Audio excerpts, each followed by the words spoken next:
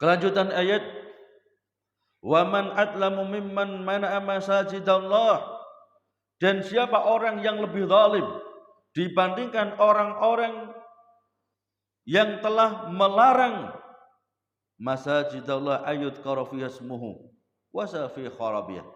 Orang-orang yang melarang untuk mengingat Allah di masjid-masjid Allah Subhanahu wa taala, wa safi kharabiyah, dan berusaha untuk merobohkannya.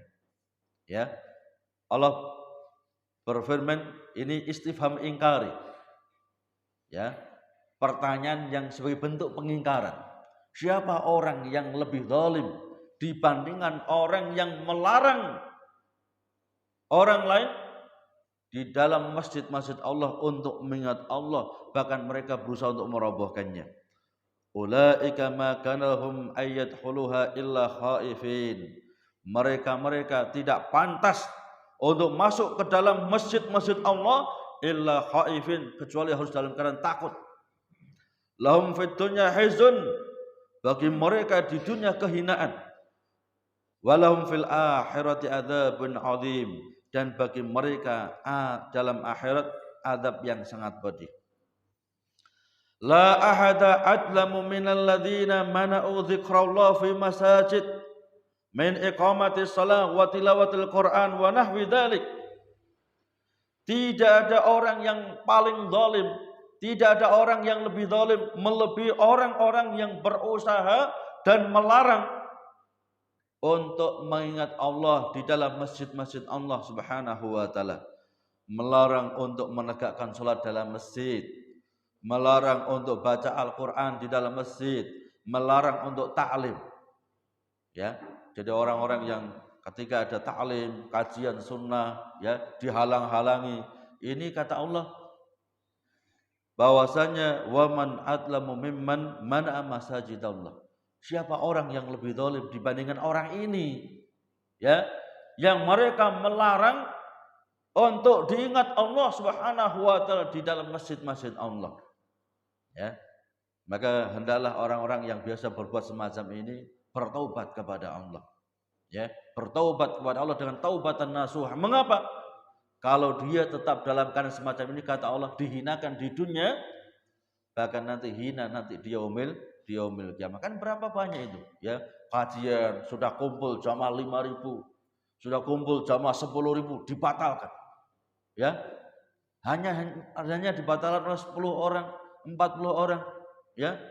Bukan orang-orang yang ngaji sunnah enggak berani, mereka enggak takut apa-apa itu kecuali takut pada Allah Subhanahu wa taala. Cuman orang berilmu beda dengan orang yang awam. Ya. Ada saja mereka ya hanya 40 ditanggingan langsung habis mereka. Ya, dipegang kanan kiri samping kanan habis mereka. Tapi orang berilmu itu beda dengan orang yang awam.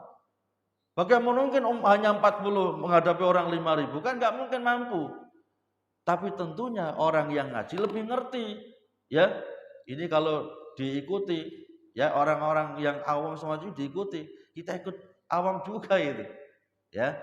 Jadi orang yang berilmu tentunya berbeda, ya, enggak main okol mereka.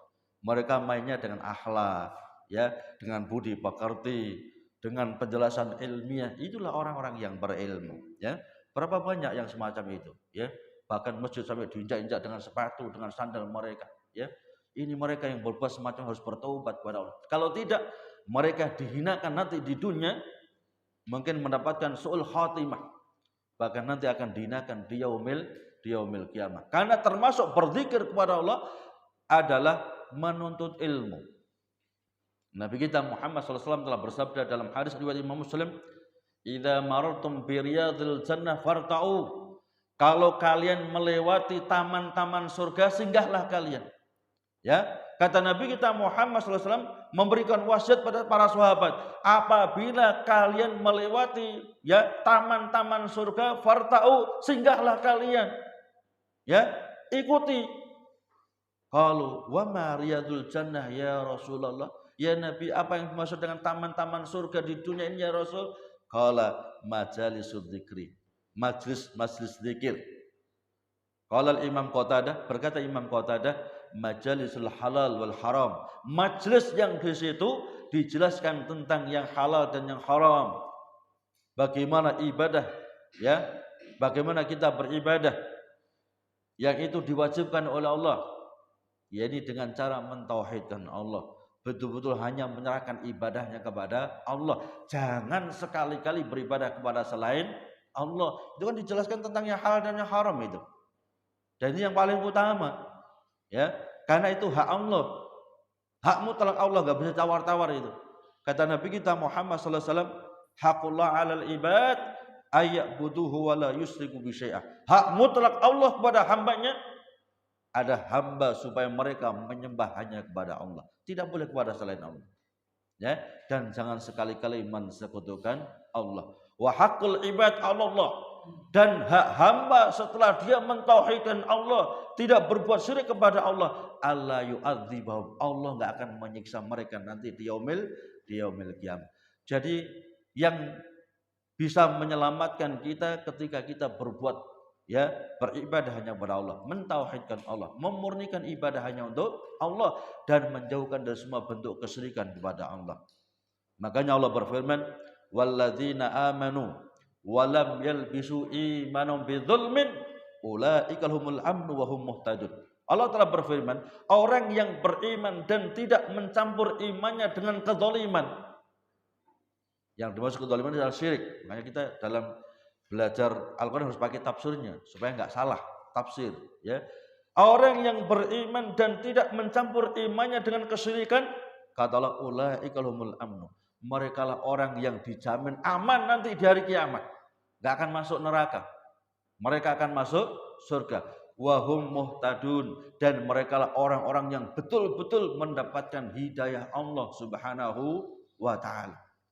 Jadi orang yang murni tauhidnya, ya, lurus tauhidnya, lurus akidahnya, mereka dijamin aman nanti di hari kiamat, dan mereka orang-orang yang betul-betul mendapatkan hidayah Allah.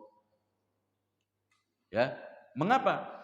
Karena kadang-kadang orang itu sangat pede, merasa dapat hidayah Allah, padahal dia bawanya jimat, bawanya sikap, merasa pede dia hidayah Allah, dia di atas hidayah Allah, ya. Makanya Allah firmankan, mereka lah orang-orang yang betul-betul di bawah, ya, di dalam hidayah Allah. Siapa mereka?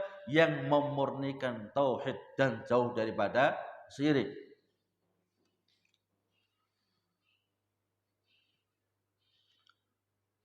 Jadi siapa orang yang lebih zalim, melebihi orang yang menghalang-halangi masjid Allah untuk digunakan berzikir kepada Allah, menegakkan salat, membaca Al-Quran ataupun ta'lim.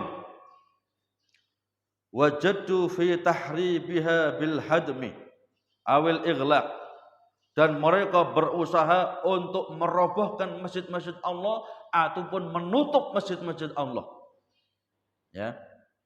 Jadi mungkin nggak mampu merobohkan, ditutup, yang penting nggak ada yang hadir ke masjid, ya, dengan menfitnah, oh jangan ngaji pada fulan-fulan, ya, itu dia nanti teroris itu. Ini fitnah, bahaya itu. Itu ada tanggung jawabnya. Ucapan kita sekecil pun itu ada nilai, ya, nilai pahala atau nilai dosa.